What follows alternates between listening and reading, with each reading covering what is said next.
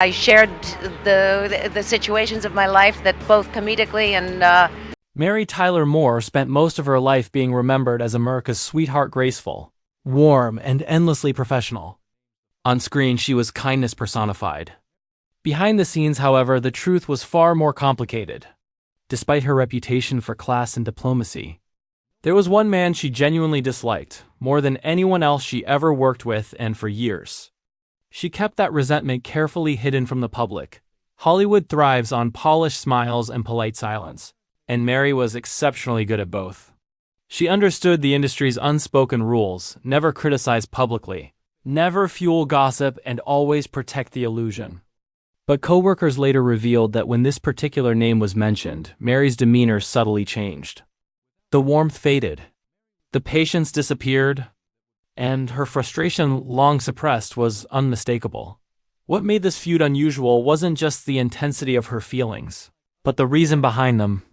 This wasn't about jealousy, rivalry, or ego. Instead, it stemmed from behavior Mary considered unforgivable: disrespect, manipulation, and a pattern of conduct that directly clashed with her deeply held values. While audiences saw laughter, chemistry, and charm on screen, Mary was quietly enduring tension, discomfort, and professional betrayal behind the curtain. Those close to her say the situation tested her integrity more than any other moment in her career. She believed in fairness, collaboration, and mutual respect, and when those principles were violated, she never forgot it. Even years later, long after cameras stopped rolling and accolades were awarded, Mary carried the memory with her. She didn't seek revenge. She didn't give scandalous interviews. But her silence spoke volumes. Only much later did fragments of the truth begin to surface through insiders, interviews, and subtle admissions. Piece by piece, a clearer picture emerged, one that revealed Mary Tyler Moore not as endlessly forgiving, but as a woman who drew firm boundaries and stood by them. This is not a story of Hollywood drama for drama's sake. It's a story of quiet resolve, buried anger, and one relationship that left a permanent mark on one of television's most beloved icons. For decades, Mary Tyler Moore represented everything wholesome, gracious, and professional about Hollywood. Audiences adored her warmth, her laughter, and her ability to make vulnerability feel empowering. Whether she was the charming wife next door or the fiercely independent woman redefining television, Mary seemed universally loved and universally loving in return. But off camera, there was a side of her few ever saw, shaped by disappointment, frustration, and one professional relationship that cut deeper than any other. Mary believed strongly in respect. Not just courtesy for the cameras, but genuine mutual respect, the kind built through listening, collaboration, and fairness. Those values guided how she worked, who she trusted, and how she navigated an industry often defined by ego and power. That's why the man she came to dislike so deeply affected her as profoundly as he did, because he violated everything she stood for. At first, there were no fireworks, no public arguments, no shouting matches. Their working relationship began politely, even optimistically. On set, Mary remained professional, smiling through scenes, delivering performances that millions adored. But privately, cracks were forming. Subtle moments of dismissal. Decisions made without her voice being heard. A growing sense that her contributions, both creative and personal, were being minimized or overridden. Those close to Mary later recalled that she tried to make peace with it. She wasn't confrontational by nature, especially in environments where harmony mattered. Instead, she adjusted, adapted, and swallowed her frustration. She told herself it was temporary, that professionalism mattered more than personal feelings. But over time, the behavior didn't improve, it intensified. What once felt like occasional tension turned into a pattern she couldn't ignore. What hurt Mary the most wasn't ego. It was betrayal of trust. She believed in teamwork, in shared success, and in acknowledging everyone's role in making something great. The man she came to resent, however, operated differently. Power mattered. Control mattered. And Mary, despite her talent, dedication, and the success she brought, was expected to stay quiet and grateful. Years later, friends observed that Mary rarely spoke about this person directly, but her silence was deliberate.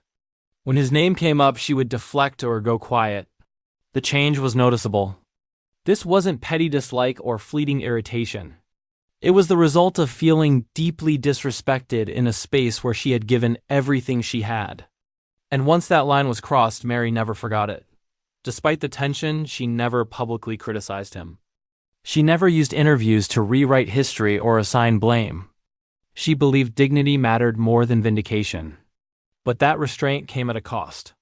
Carrying unresolved frustration, especially in an industry obsessed with appearances, took a toll emotionally and professionally. Those closest to her say this experience shaped how she approached future collaborations and why she became far more selective about who she trusted. By the time the public began to sense that something had been wrong, the damage was already done. The resentment wasn't loud. It wasn't dramatic. But it was real and lasting. This wasn't a Hollywood rumor inflated by gossip. It was a quiet, deeply personal line Mary Tyler Moore drew after feeling unheard, undermined, and disrespected by the one person who should have known better. And in the next section, that silence begins to crack because the identity of the man she truly couldn't forgive carries far more weight than anyone ever imagined. By the time cracks in Mary Tyler Moore's professional relationship became visible, the tension had already settled deep beneath the surface. What began as subtle frustration had evolved into something heavier, something harder to ignore.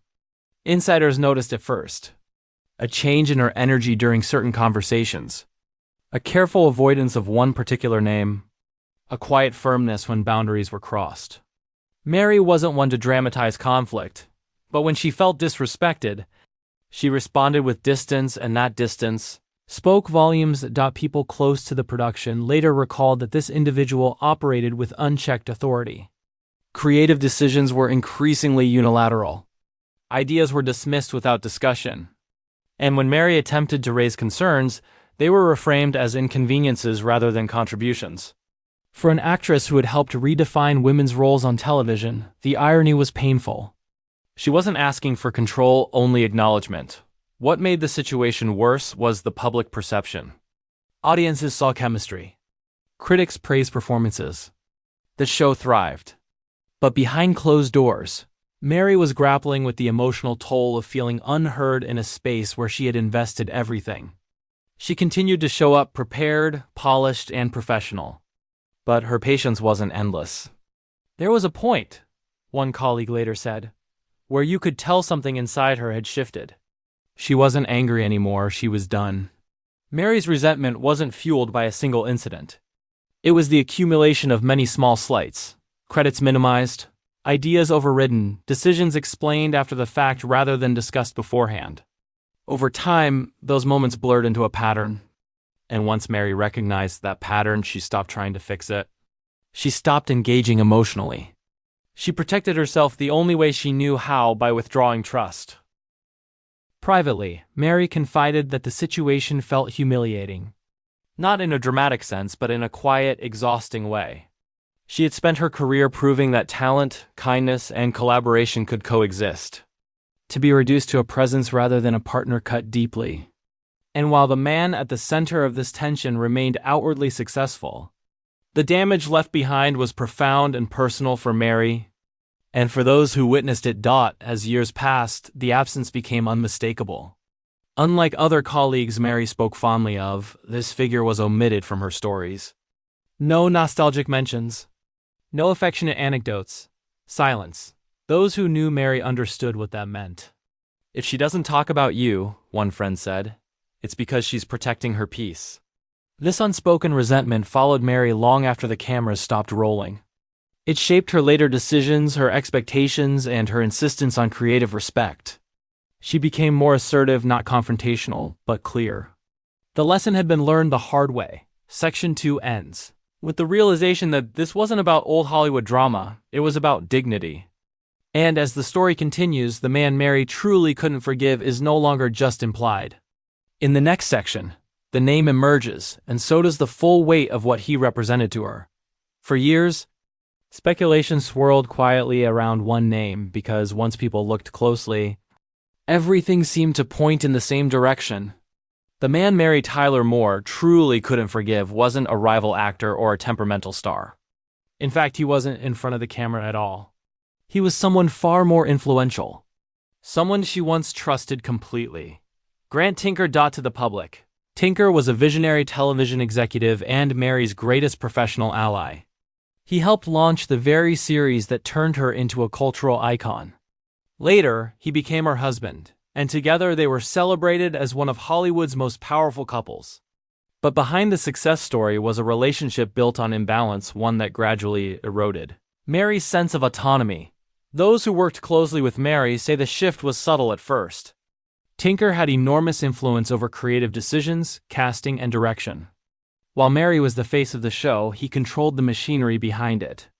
At times, her voice, despite her talent and undeniable contribution, was filtered rather than amplified.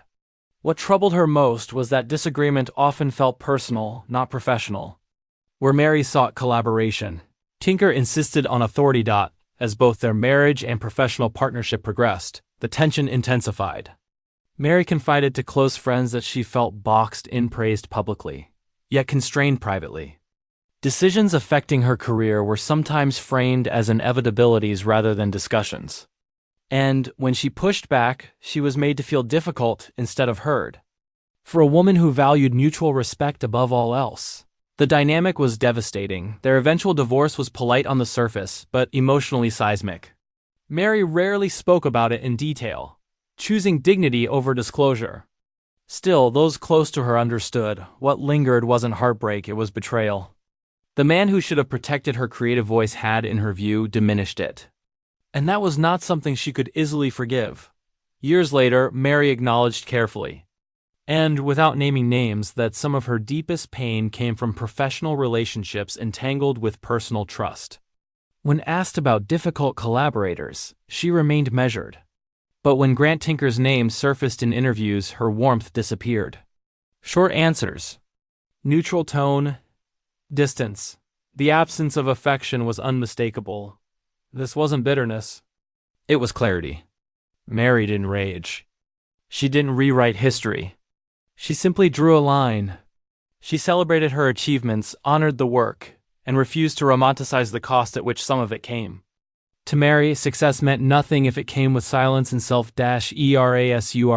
In her later years, she surrounded herself with people who respected her independence creatively and personally. The lesson had been burned in deeply. Trust, once broken at that level, didn't heal with time. Mary Tyler Moore will always be remembered for changing television, for redefining what women could be on screen. But behind that legacy is a quieter truth. Even the most gracious people carry limits.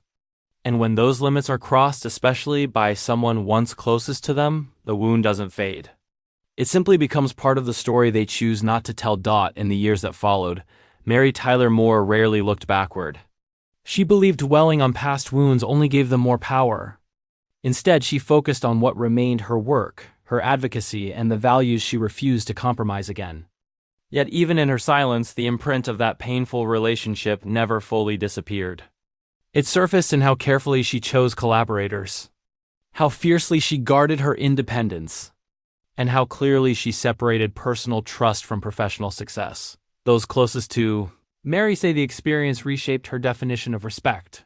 She no longer equated achievement with approval or partnership with power. She had learned through quiet heartbreak that shared success means nothing if one voice dominates and the other is expected to comply. And this lesson became one of the most important truths she carried into the later years of her life. Mary never denied Grant Tinker's role in her rise. She acknowledged the opportunities, the platform, and the history they shared. But she also refused to pretend that ambition justified emotional cost. For her, love and collaboration were supposed to feel safe. And once that safety vanished, no amount of professional brilliance could replace it. As time passed, fans noticed something subtle but telling. When Mary spoke about her career, she celebrated her characters, her fellow actors, and the moments of creative joy, but she avoided romanticizing the power structures behind them. She emphasized resilience over nostalgia, growth over perfection. It was her way of telling the truth without reopening the wound. In private moments, Mary admitted that the hardest part wasn't the conflict itself, it was the realization that admiration does not always equal respect. That lesson stayed with her until the end. She embraced solitude when she needed it, not as loneliness, but as preservation. Peace mattered more than appearances. When Mary Tyler Moore passed away, tributes poured in celebrating her kindness, dignity, and groundbreaking legacy. Few mentioned the silent struggles she endured. Fewer still understood how much strength it took to walk away from a marriage, from a version of success that came at too high a price. But that choice was part of who she was, a woman who could smile for the world. While quietly standing her ground. Mary didn't need to name the person who hurt her most. She didn't need revenge or public validation. Her boundary was her closure. Her distance was her truth. And in the end, that restraint spoke louder than any accusation ever could. This story isn't about blame. It's about recognizing that even icons have limits and that choosing self-respect over silence is sometimes the bravest act of all. Mary Tyler Moore didn't hate lightly. But when trust was broken at its core, she never pretended otherwise. And that, perhaps, is the most human legacy she left behind.